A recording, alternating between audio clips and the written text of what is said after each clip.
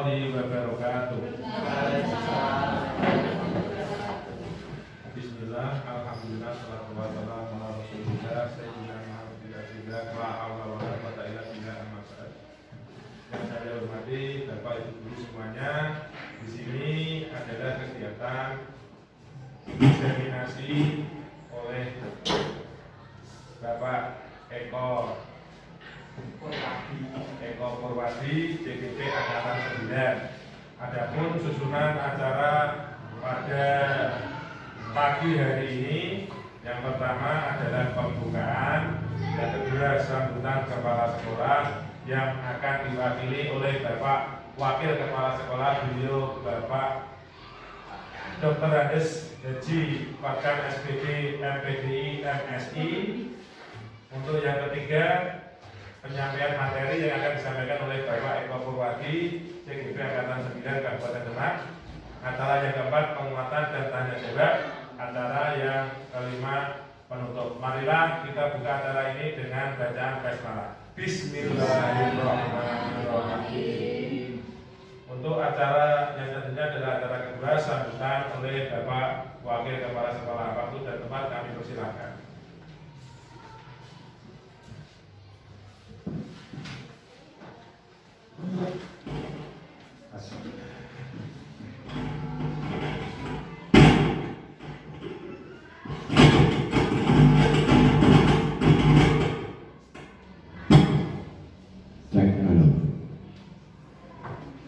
Assalamualaikum warahmatullahi wabarakatuh. Waalaikumsalam warahmatullahi wabarakatuh.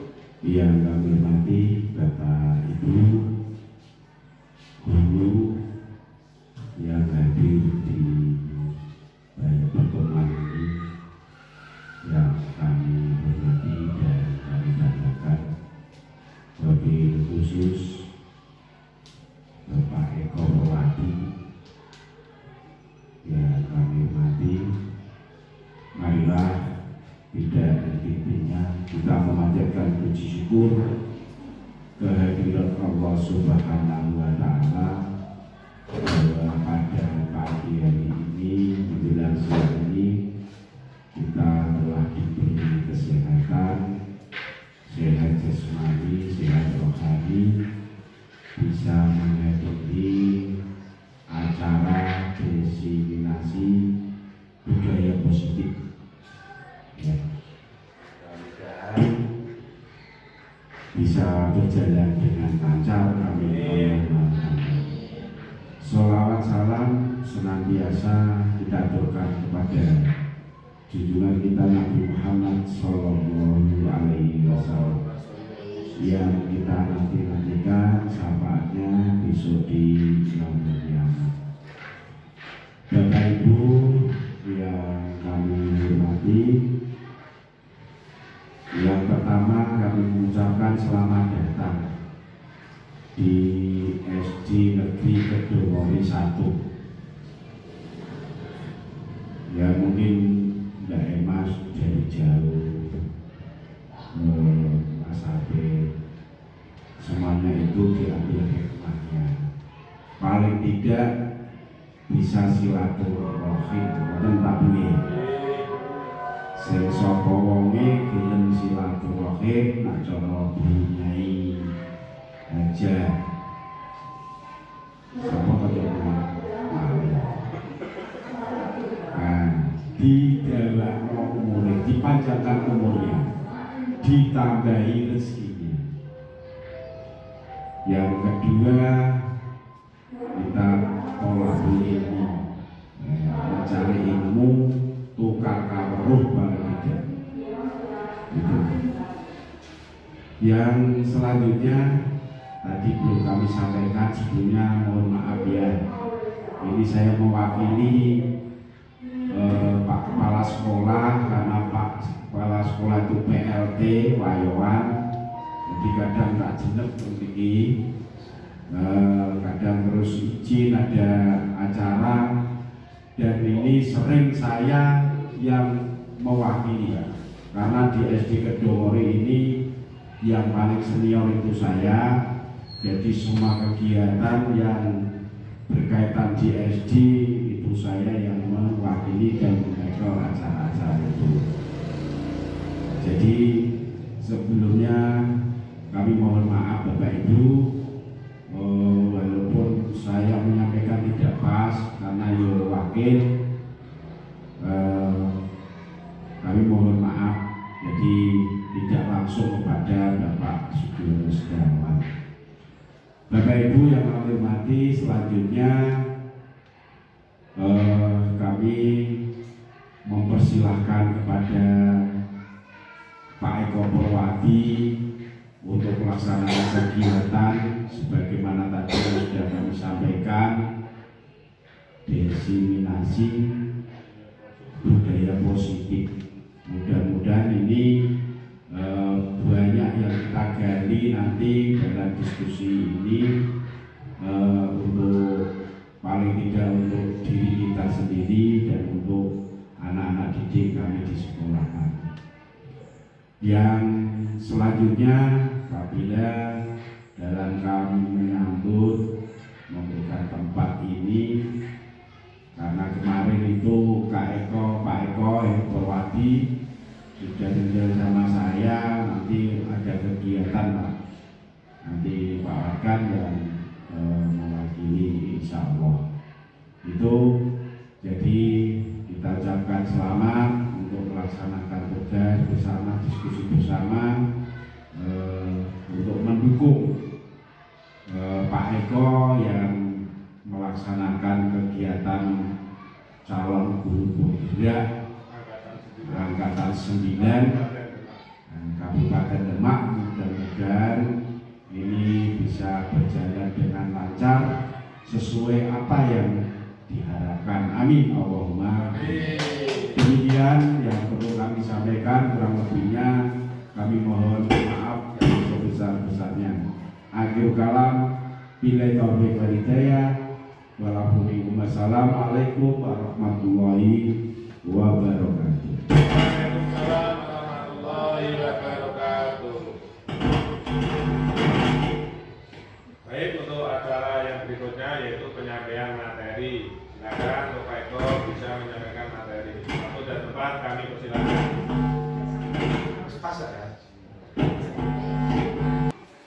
Terima kasih atas waktunya dan terima kasih atas kehadiran teman-teman. Perkenalkan, nama saya Eko Purwadi, mau mempresentasikan destinasi tentang budaya positif. Di sini saya tampilkan konsep inti budaya positif ya. Yang pertama, yang warna merah itu perubahan paradigma belajar, lalu disiplin positif, nilai-nilai kebajikan, kebutuhan dasar manusia, terus yang garis bawahnya itu motivasi perilaku manusia, posisi kontrol, keyakinan kelas, dan ketiga restitusi.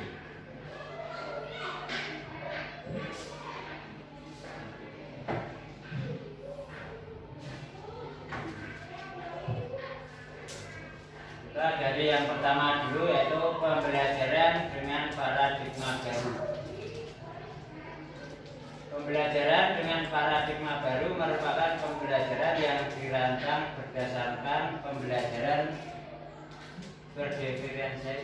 berdiferensiasi sehingga para peserta didik belajar sesuai kebutuhan berdasarkan tahap perkembangan sesuai teori psikologi modern untuk mewujudkan profil pelajar Pancasila. Ini paradigma yang baru karena ini kurikulum merdeka, kurikulum yang baru ya, kita harus merubah paradigma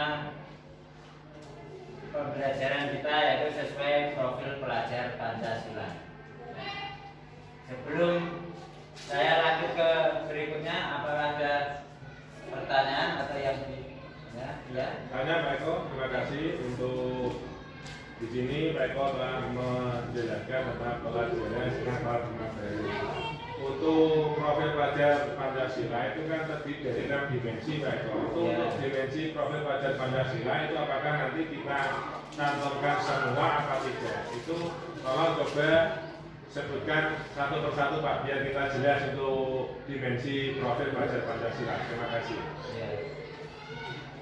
Karena ini kurikulum merdeka Pak Sabit ya, kita sesuai aturan dan mengikuti program pemerintah, pembelajaran kita menerapkan dimensi profil pelajar Pancasila, yaitu yang pertama beriman dan bertakwa, akhlak mulia. Nah, ini tentunya harus dilaksanakan untuk mewujudkan peserta didik yang beriman, bertakwa, dan pertama memiliki akhlak mulia ya. Terus mandiri, yaitu agar peserta didik sekarang ada pembelajaran P5. Nah, itu diharapkan peserta didik mampu belajar secara mandiri dan nanti tentunya bermanfaat untuk masa depannya ya.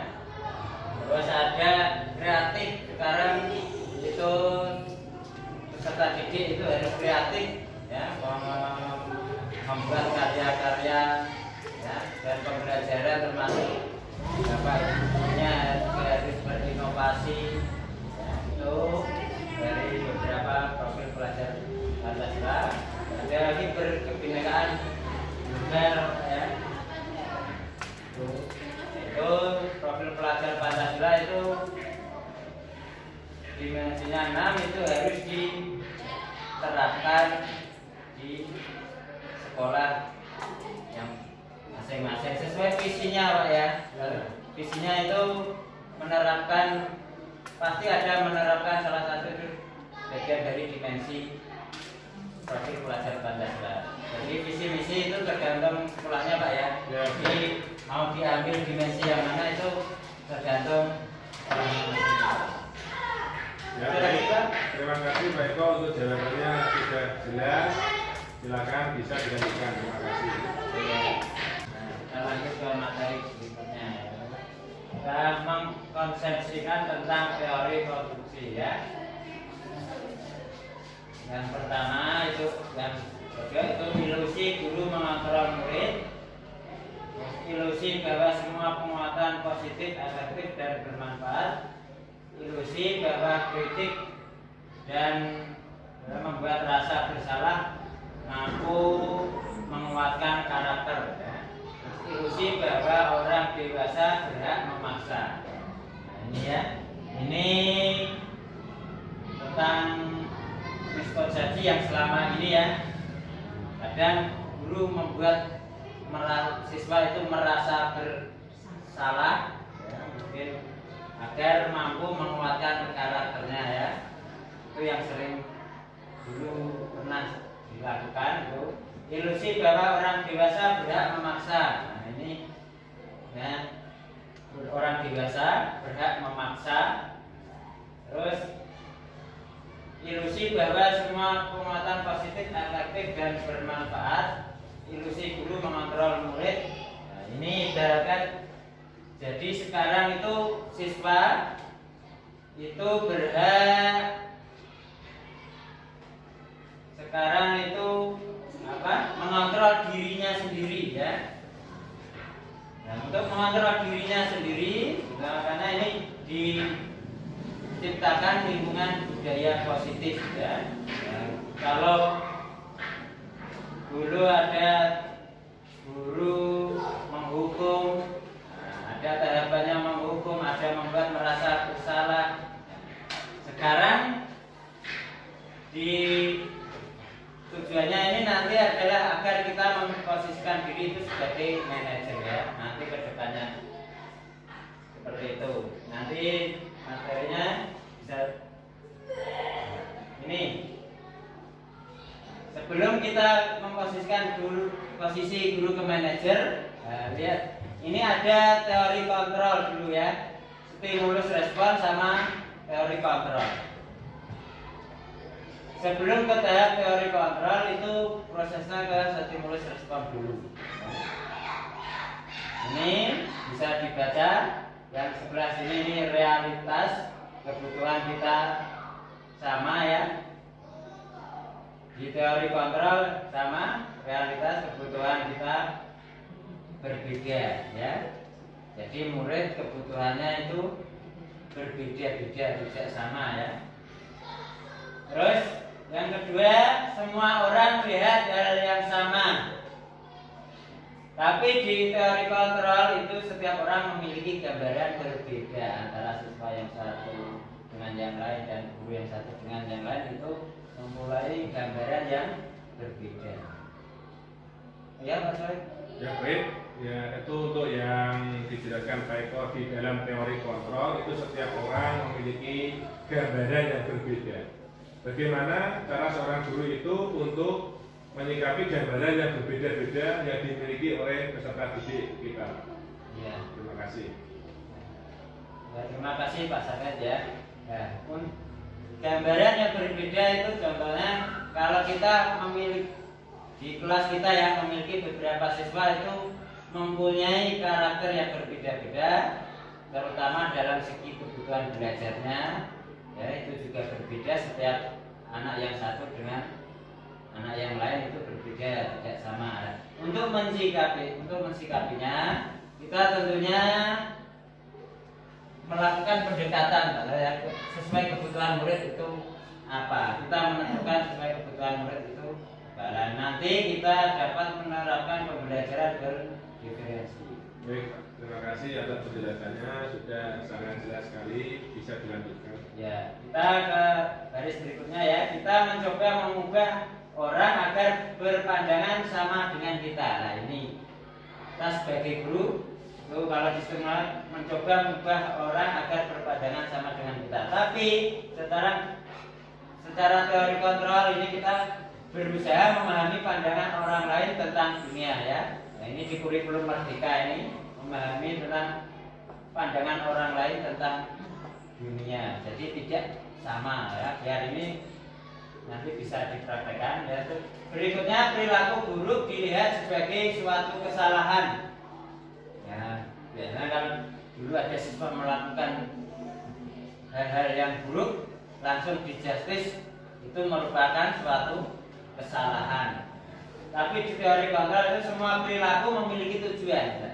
Kadang siswa yang melakukan yang dianggap buruk tadi itu pasti memiliki tujuan. Nah, tujuannya apa kan kita gali.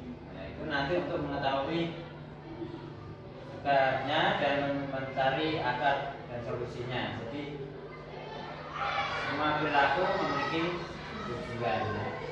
Terus dari berikutnya, orang lain bisa mengontrol saya. Nah, ini kalau terus yang teori kontrol itu hanya ada yang bisa mengontrol diri Anda. Nah ini tadi yang bisa mengontrol diri saya adalah diri saya sendiri. Contohnya, apakah Bapak Ibu mau dikontrol orang lain?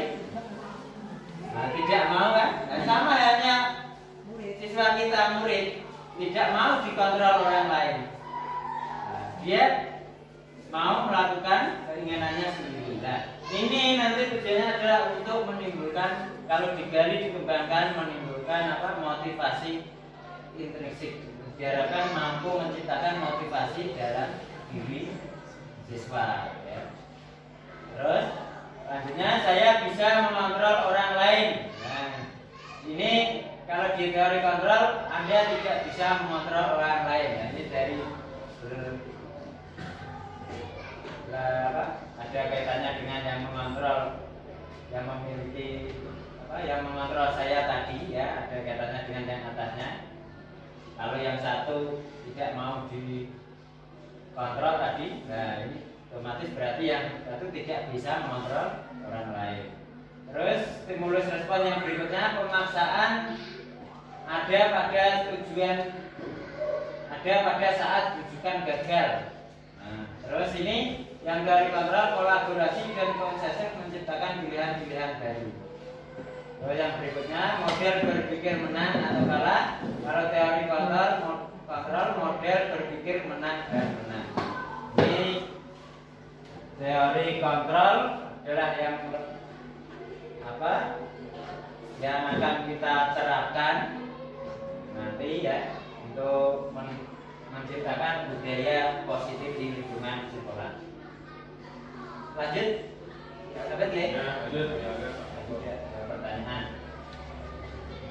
Nah ini tujuan tadi menciptakan kalori kontrol ini adalah menciptakan lingkungan budaya positif. Ini disiplin berasal dari kata disiplina yang artinya belajar. Berarti disiplin itu artinya belajar ya. Disiplin mengacu pada disiplin diri yang memiliki tanggung jawab terhadap apa yang dilakukannya berdasarkan nilai-nilai yang diyakini. Disiplin itu belajar berdasarkan nilai-nilai yang diyakini diri sendiri. Disiplin positif merupakan salah satu cara menerapkan disiplin yang bertujuan untuk menumbuhkan kesadaran serta memberdayakan peserta didik tanpa imbalan penghargaan atau reward, ancaman atau hukuman. Nah ini disiplin positif ini tujuannya tidak menciptakan imbalan, berarti agar tidak termotivasi karena hadiah atau reward. Jadi motivasi siswa itu intrinsik dari dalam diri siswa. Berarti mau berangkat sekolah, mau belajar itu berdasarkan keinginannya siswa, bukan karena ancaman, bukan juga karena hukuman ya. Terus sebagai pendidik tujuan kita adalah menciptakan peserta didik yang memiliki disiplin diri sehingga mereka berperilaku mengacu kepada nilai-nilai kebajikan universal dan memiliki motivasi intrinsik dalam berubah berlaku ke arah yang lebih baik. Nah, ini tujuan kita sebagai guru harus di kurikulum merdeka ini yang sudah era digital, kita harus mampu menciptakan siswa yang memiliki motivasi intrinsik atau dari dalam diri siswa ya, bukan karena terpaksa atau karena dihukum atau karena mendapat hadiah. Ada pertanyaan? Saya bertanya. Ya. Begini tadi Pak Bos sudah menguraikan masalah disiplin positif. Ya. Disiplin positif itu sasarannya siapa saja Pak di lingkungan sekolah dan beri contoh-contohnya. Oh ya. Itu saja. Ya, terima kasih. Ya. Disiplin positif ini yang melaksanakan ada semua warga sekolah termasuk guru, kepala sekolah, komite, wali murid, siswa dan karyawan sekolah atau penjaga sekolah dan yang ada di lingkungan sekolah termasuk ya yang kantin juga yang ada di lingkungan sekolah ya, yang semua warga yang ada di sekolah ya. Terus ini contohnya ini budaya positif itu kita menjaga kebersihan ya, itu diterapkan dalam diri anak ya, jadi siswa itu memiliki inisiatif ya, misalkan bersih-bersih sendiri tanpa harus dipaksa oleh gurunya. Jadi memang sudah muncul dari diri siswa sejak pagi atau mau pulang itu sudah kelas itu rapi sendiri. Nah itu Jadi terjadi pembiasaan. Pembiasaan ya itu. Terjadi pembiasaan dari dalam diri siswa itu. Jadi untuk bersih-bersih kelas itu tidak harus dipaksa, tidak harus diperintah atau karena sesuatu, tapi memang kesadaran dari diri siswa itu sendiri. Nah, itu contoh kecilnya Bu ya, tapi masih luas banyak lagi yang lain. Terima kasih Pak Eko. Ya, sama-sama. Ya, Pak. Baik, terima kasih atas kesempatan untuk bertanya. Apabila tadi Pak Eko akan menyebutkan bahwa anak itu harus timbul dari dirinya sendiri. Akan tetapi yang namanya anak itu kan ada yang tidak mau, kemudian cenderung melanggar atau membantah, kemudian bermain sendiri. Itu bagaimana cara sebagai guru kita menangani anak tersebut, Pak? Karena sekarang kan eranya tidak boleh menghukum, tidak boleh memberikan konsekuensi dan yang lain. Itu bagaimana untuk menyadarkan anak itu? Langkah apa yang Bapak lakukan untuk menyadarkan anak itu supaya timbul dari dalam dirinya untuk melaksanakan tugas-tugas yang ada? Terima kasih Pak Eko. Ya, terima kasih Pak Dwi, pertanyaan yang bagus sekali. Nah, ini nanti untuk menjawab pertanyaan Pak Safid itu nanti di akhir ini Pak ya. Ini nanti ada caranya bagaimana, nanti ada. Nah, kita menerapkan segitiga restitusi Pak Safid ya. Nah, untuk mengatasi permasalahan itu lah. Segitiga restitusi itu apa? Nah, nanti akan saya jelaskan ke materi berikutnya. Berarti ini dilanjut dulu Pak ya. Nilai-nilai kebajikan.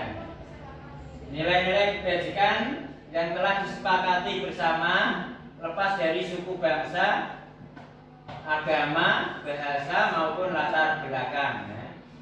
Contoh nilai kebajikan institusi atau organisasi.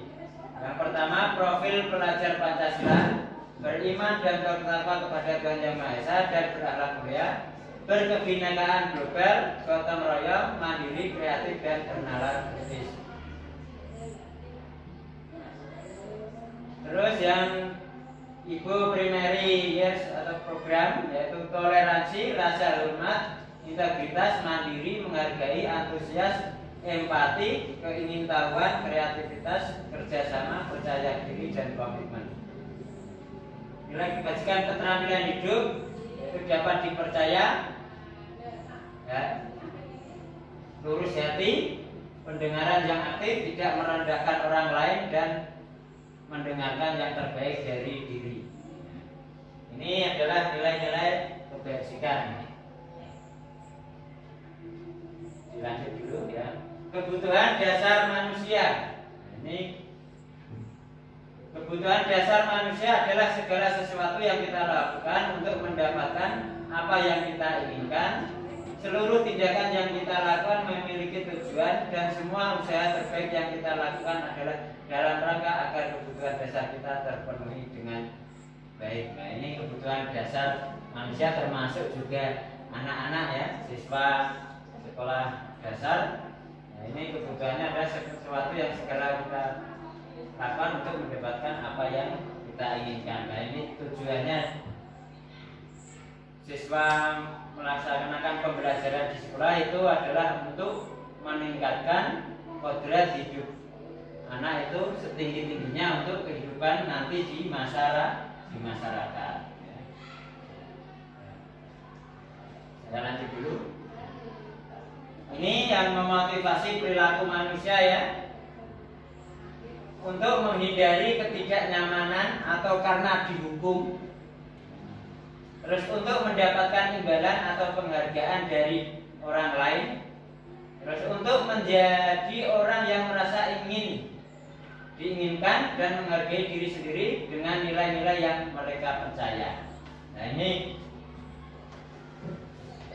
bisa kita lihat, Bapak Ibu bisa melihat motivasi apa yang timbul dari diri siswa.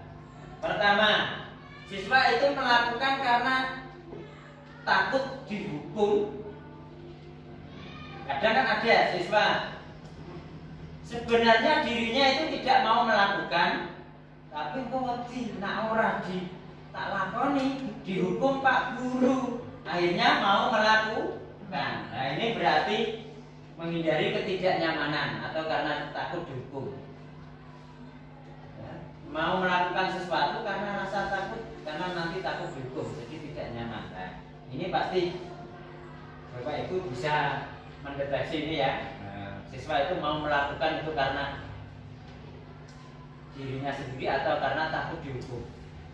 Terus yang motivasi berikutnya untuk mendapatkan imbalan. Kadang ini ya, ada siswa mau melakukan tapi karena ada imbalan, dipuji atau mendapat nilai yang bagus, atau mendapat sanjungan, atau mendapat hadiah tertentu dari Bapak Ibu gurunya. Nah, itu berarti dia mau melakukan itu karena ada imbalan.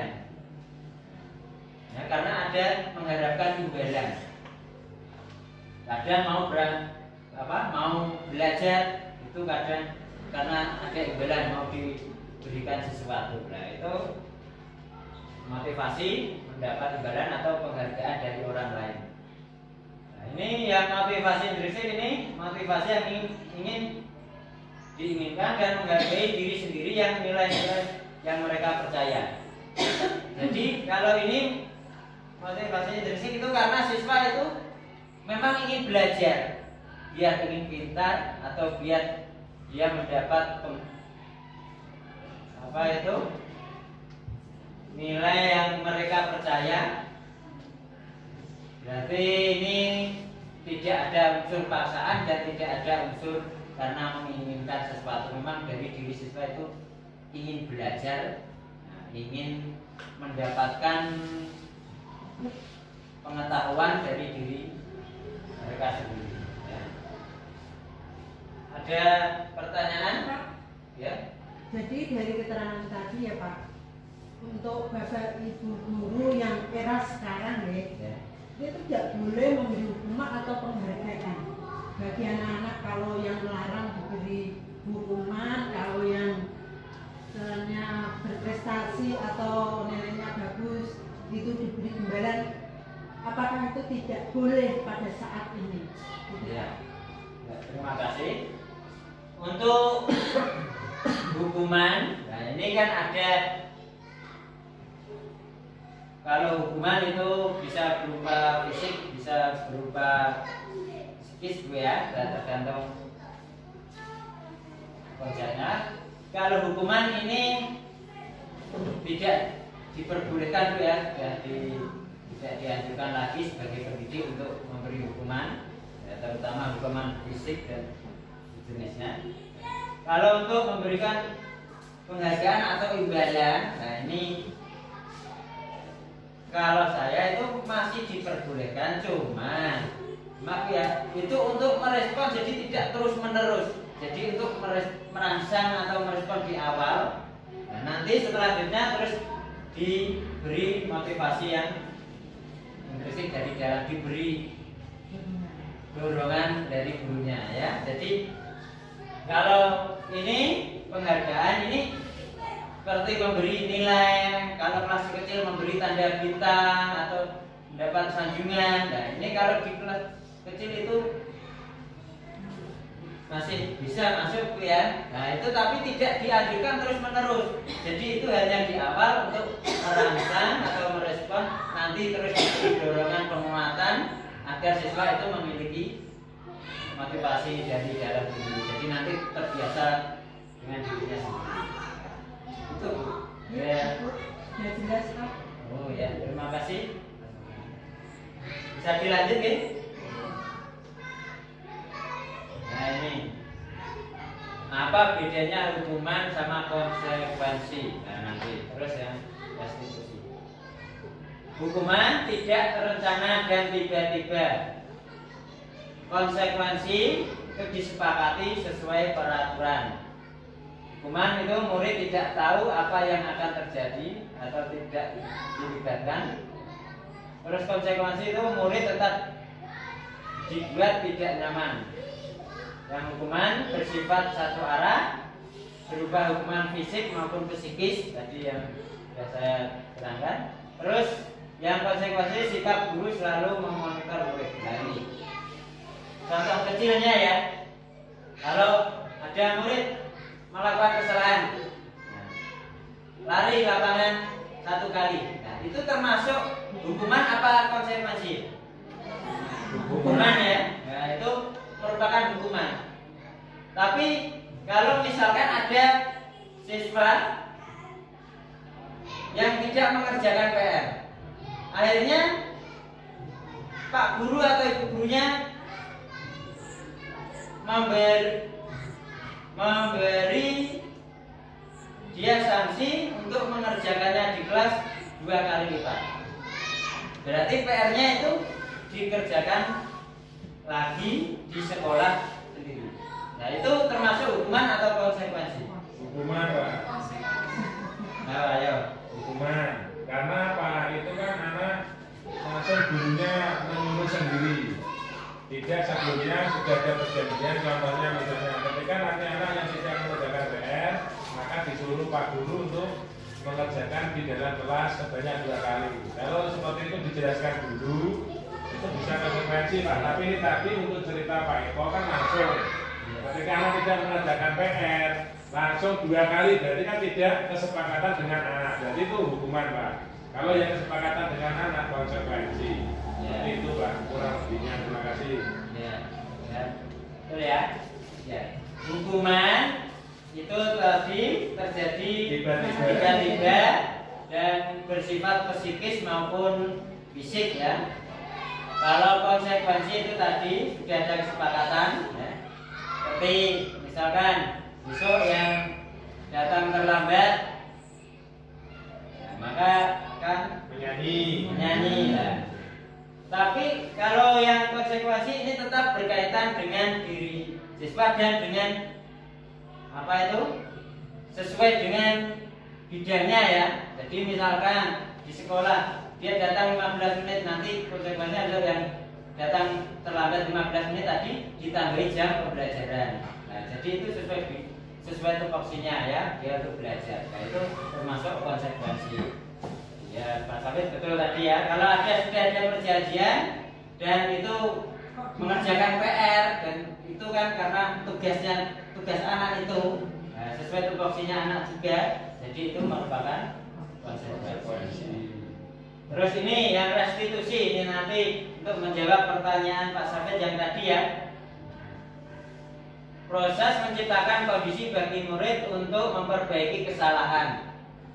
Terus proses berkolaboratif yang mengajarkan murid untuk mencari solusi sendiri.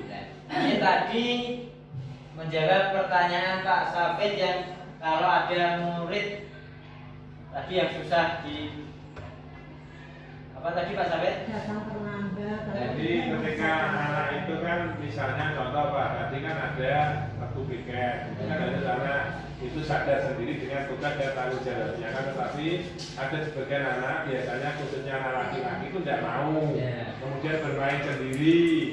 Itu bagaimana maka untuk menyadarkan anak itu supaya tahu tanggung jawabnya bahwa untuk regu piket itu harus dikerjakan bersama-sama teman yang lain satu kelompoknya. Ya, itu nanti bisa menerapkan cara restitusi Pak ya. Nanti memberi penguatan-penguatan agar siswa itu mampu mencari solusinya sendiri. Tahapannya bagaimana? Ya, ini nanti. Ini sebelum ke restitusi, ini ada 5 posisi kontrol guru ya. Pertama penghukum, terus membuat merasa bersalah, terus teman, pemantau, terus yang terakhir itu manajer. Ya.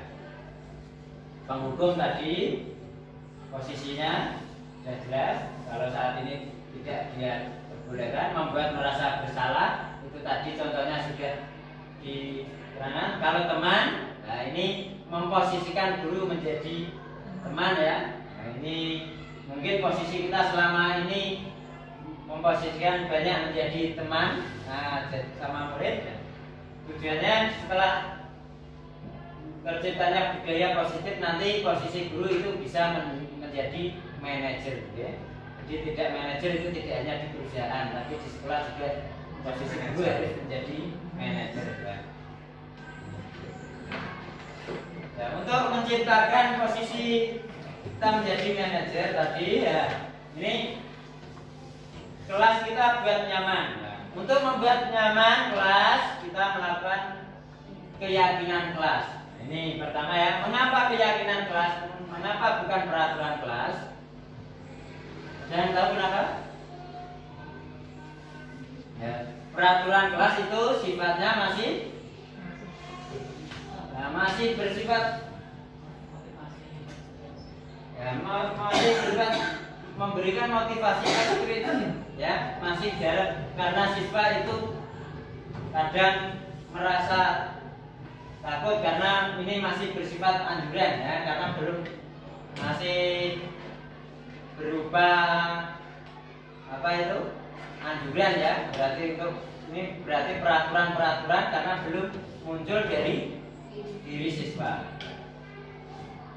Kalau keyakinan kelas nanti itu dari peraturan itu, tapi diberi penguatan kepada siswa sehingga siswa itu melakukan punya keyakinan yang tertanam di dalam hatinya bahwa dia memiliki keyakinan dari seperti ini, ya, sesuai yang disepakati di kelas. Ya. Jadi nanti kalau keyakinan kelas itu nanti siswa timbul dari diri sendiri, ya. Melakukan sesuatunya berdasarkan sudah ada kesepakatan dari dirinya sendiri. Pembentukan keyakinan kelas bersifat abstrak berupa pernyataan universal dibuat dalam pernyataan positif, sedikit saja agar mudah diingat, ya, kata-katanya jangan terlalu panjang, jangan terlalu banyak juga, ya. Sesuai dengan kondisi kelas dan sekolah sehingga mudah diterapkan. Semua warga sekolah atau warga kelas dilibatkan saat membuat keyakinan kelas. Ini dokumen disiplin positif di sekolah, ya. Contohnya adalah membaca Asmaul Husna atau pembiasaan setiap pagi, berbaris di depan kelas saat mau masuk ke dalam kelas. Nanti selanjutnya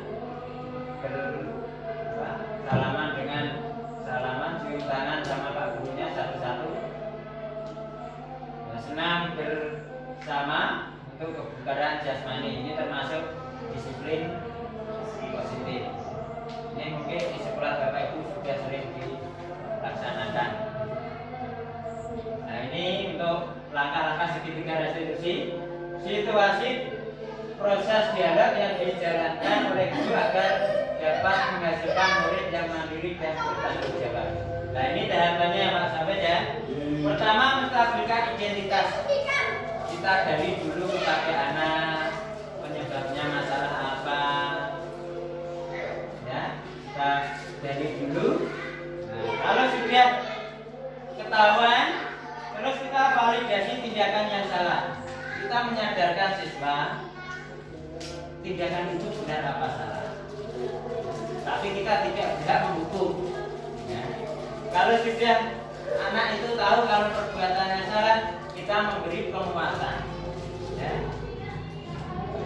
Kalau kesalahan itu hal yang wajar, tapi nanti harus diberi penguatan agar siswa itu menemukan solusi untuk permasalahannya. Terus yang kalau sudah siswa memiliki solusi, terus menanyakan keyakinannya, ya. Menanyakan keyakinannya apa yang baik untuk dirinya dan apa yang diinginkan dari dirinya untuk masa depannya, ya. Pertama, menstabilkan identitas dulu, terus memvalidasi tindakan yang salah, terus menanyakan keyakinannya. Dengan 3 langkah ini Pak sahabat, siswa akan menemukan solusi dari dirinya sendiri, dan dia akan melakukan dan memperbaiki dirinya sendiri, dan dia akan sadar apa yang terbaik untuk dirinya untuk masa depannya, Pak Sabit. Berarti sudah terjawab Pak Sabit, ya. Ada pertanyaan? Ya. Untuk melaksanakan segitiga restitusi kepada peserta didik kita tahu bahwa anak-anak itu kan sudah ada yang tidak bisa dikasih tahu hanya sekali, ya Pak. Kita sudah menerapkan segitiga restitusi pada anak yang sedang mengalami kesalahan. Tetapi setelah kita melakukan 3 tahapan restitusi, ternyata anak itu masih melakukan lagi. Padahal pada saat itu kita juga sudah menanyakan tentang keyakinan kelas yang sudah disepakati.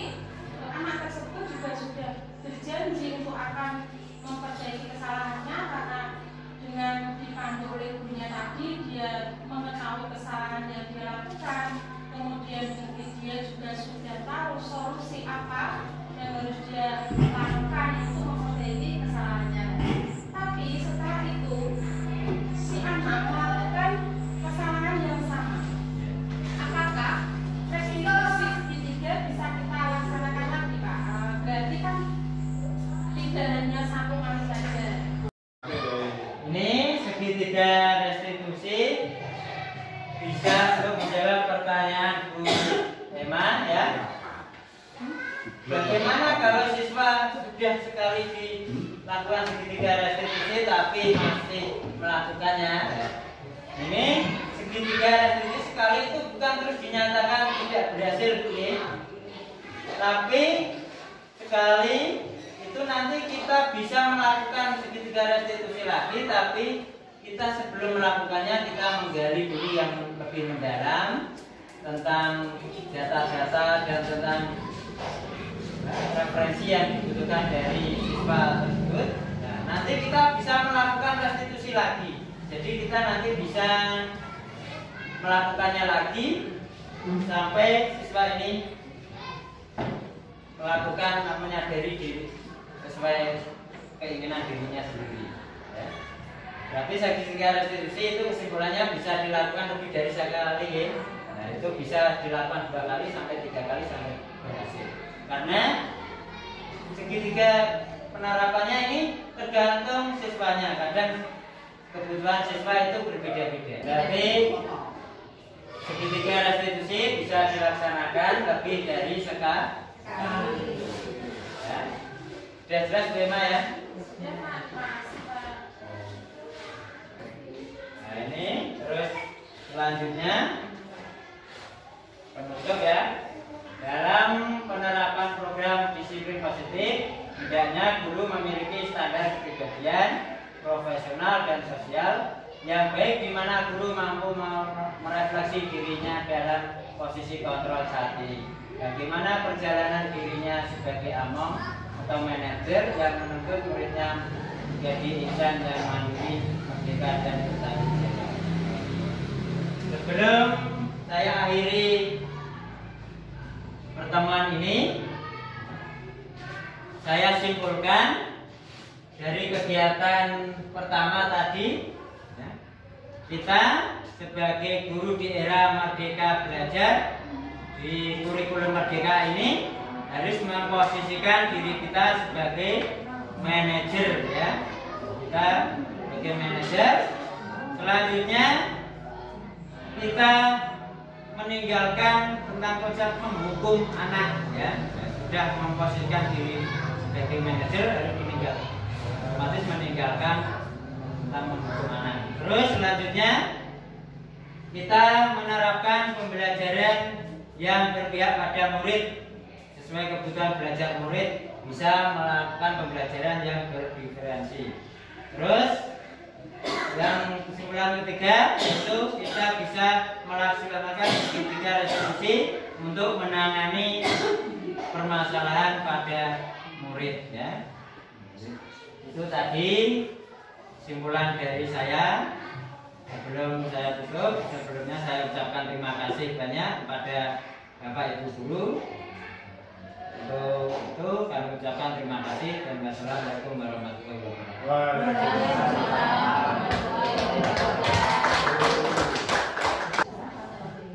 Ya, terima kasih untuk kegiatan diseminasi budaya positif yang dilakukan oleh Pak Eko Purwadi sudah berjalan dengan lancar. Marilah kita tutup dengan bacaan hamdalah. Alhamdulillah. Demikian acara diseminasi budaya positif yang dilakukan oleh Pak Eko Purwadi, semoga bermanfaat bagi kita semua. Akhirul kalam, wassalamualaikum warahmatullahi wabarakatuh. Salam dan bahagia.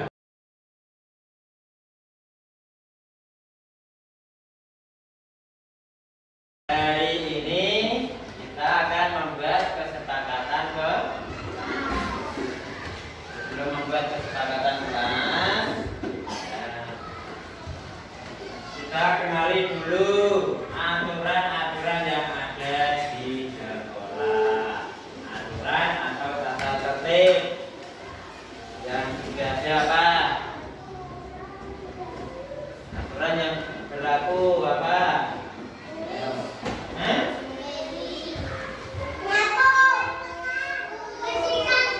Membersihkan kelas. Ya, membersihkan kelas, taman berarti membersihkan lingkungan sekolah ya. Lingkungan.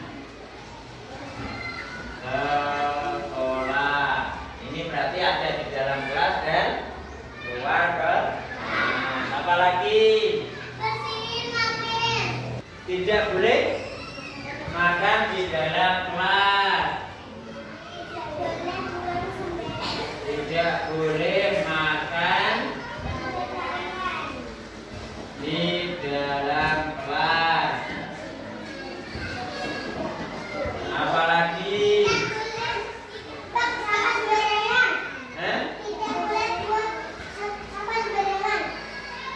tidak boleh buang sampah sembarangan. Apalagi tidak boleh buang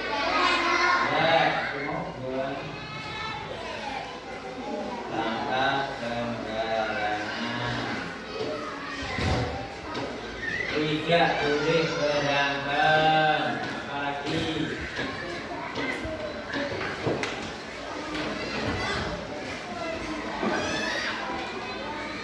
Apalagi tidak boleh menjahati teman.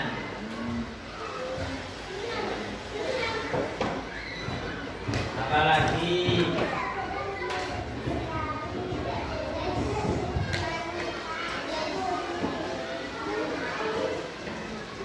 tidak boleh datang terlambat.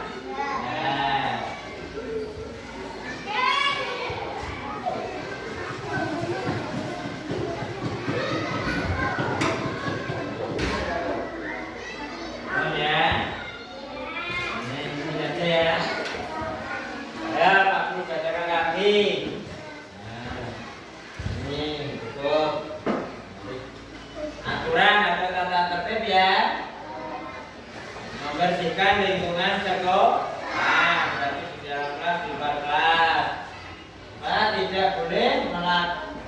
Tidak boleh makan di dalam kelas, terutama saat masuk ya, tidak boleh makan.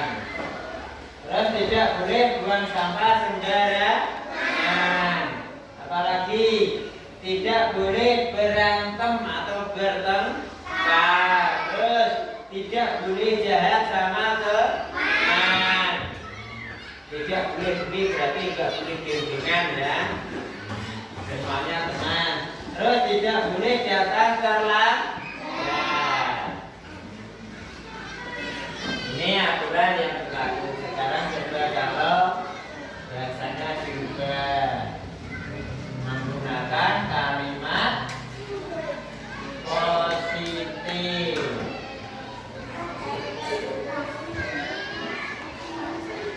Membersihkan lingkungan berarti apa? Menjaga betul ya, berarti menjaga kebersihan.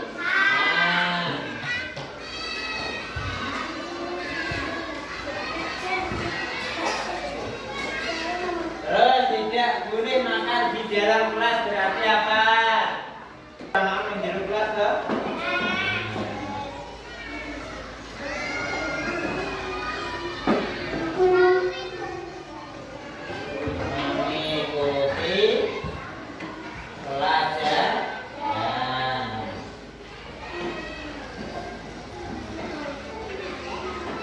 Terus tidak boleh berantem, tidak boleh jahat, ini hampir sama ya. Berarti apa? Maka untuk sekarang berarti apa?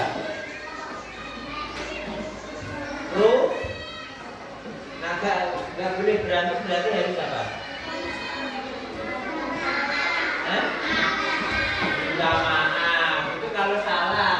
Kalau nggak boleh berantem berarti kita apa? Rukun ya. Kita harus rukun dengan teman. Rukun ya dengan teman. Nah ini tidak boleh jahat juga sama ya. Rukun dengan teman. Kalau kancane berarti tidak boleh bergerak.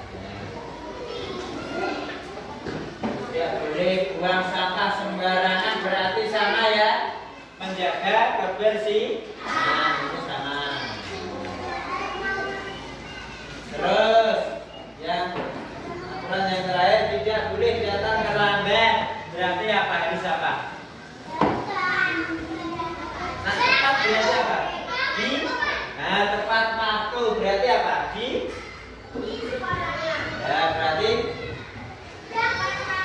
hadir tepat waktu.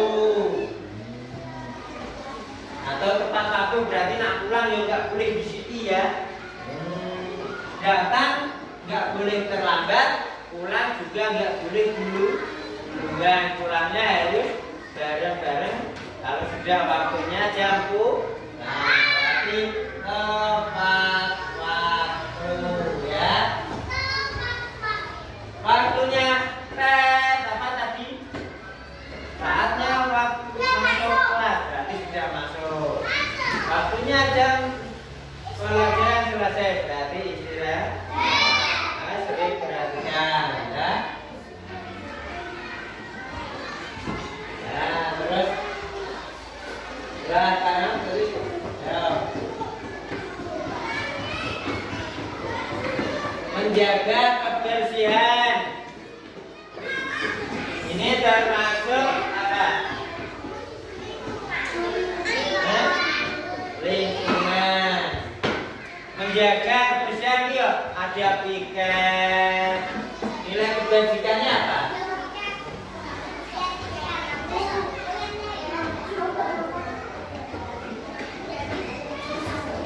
Apa? Sudah menjaga kebersihan, tertib mengikuti pelajaran, rukun dengan tepat waktu. Nah, nilai kebajikannya apa? Coba yuk. Nah, ini Pak Guru punya beberapa nilai kebajikan. Ada tanggung jawab, disiplin, kerukunan, disiplin, percaya diri, dan masih banyak lagi. Nanti coba kalian terapkan di sini. Nanti memilih terus ditempel di sini ya. Ya. Coba Noval menjaga kebersihan. Ayo nilai kebajikannya apa? Iya. Ya, diambil, tempel sini. Tempel ya ini. Ya, dah. Ya. Nah, tanggung jawab dulu ya. Jatuh.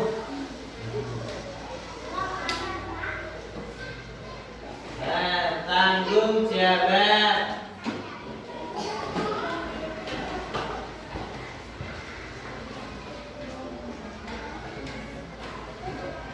Terus berikutnya tertib mengikuti pembelajaran. Ayo coba aksi. Yo.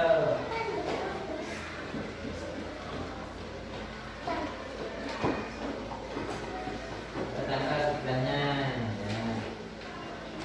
Disiplin ya, disiplin.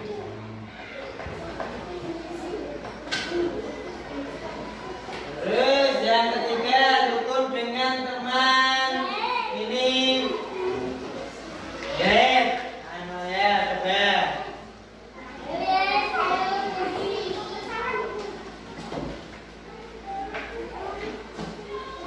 Ya. Ya, kerukunan ya.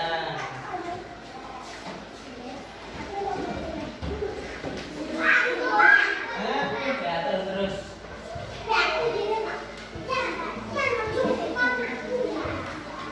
Nah, terus yang keempat tepat waktu. Ayo coba Jesse nilai kebajikannya apa ya?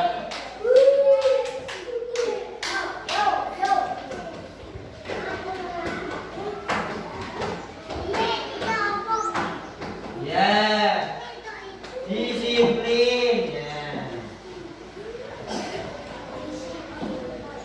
Ya, ini nilai kebajikannya ya. Sekarang coba tanggung jawab itu termasuk apa? Perilaku kepribadian kita ya. Jadi tanggung jawab. Oh iya jatuh.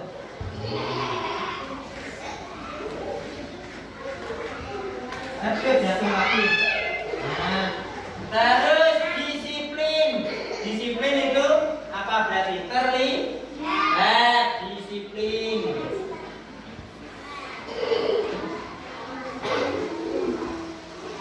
Terus kerukunan. Kerukunan berarti apa? Perilaku.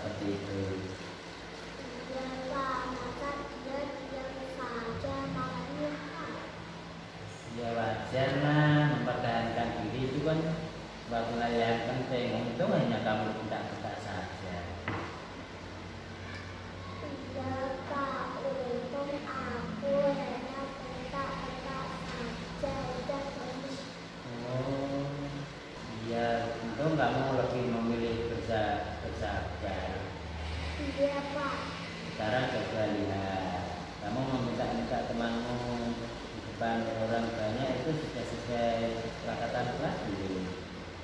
Enggak Pak, aku enak emosi. Kamu yakin nggak kalau menghargai teman itu hal yang penting? Yakin Pak. Ya setuju, menghargai teman itu hal yang penting. Tapi ada keyakinan yang harus kamu patuhi saat emosi. Iya Pak, aku harus sabar. Apakah kamu bersedia memperbaikinya? Iya Pak. Kalau kamu sudah memperbaikinya, kamu ingin menjadi orang yang seperti apa? Orangnya baik. Oh gitu. Ya terima kasih Ainul. Sama-sama.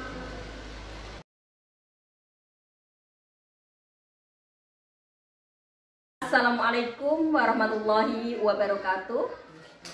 Saya Sufrotul Mahfudoh, guru kelas 5 SD Negeri Kedongori 1.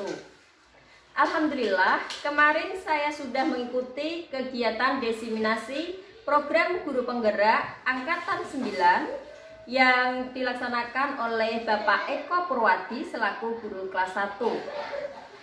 Yang dalam kegiatan kemarin yang saya dapatkan yaitu desiminasi dalam topik budaya positif. Yang saya dapatkan yaitu bagaimana cara kita memberi sanksi kepada anak-anak tanpa adanya kekerasan maupun hukuman. Dari sini saya merenung. Kemudian saya bangga sekali, saya terharu selaku guru kelas 5 karena selama ini saya memberikan sanksi kepada murid-murid saya dengan hukuman maupun dengan denda. Alhamdulillah, setelah mengikuti desiminasi kemarin, saya menambah ilmu, yaitu tentang adanya budaya positif. Sebagai guru tidak seharusnya menggunakan kekerasan maupun denda atau hukuman yang lain kepada siswanya. Akan tetapi, kita beri penjelasan, kita bentuk sebuah keyakinan kelas. Sehingga dengan seperti itu, siswa akan belajar dengan nyaman, tanpa adanya beban, tanpa adanya rasa takut. Sehingga siswa dapat terbuka, mereka dapat belajar dengan senang, mereka akhirnya terjadilah pembelajaran yang berpihak pada anak. Demikian testimoni dari hasil desiminasi yang dilakukan oleh Pak Eko kemarin. Saya akhiri, wassalamualaikum warahmatullahi wabarakatuh.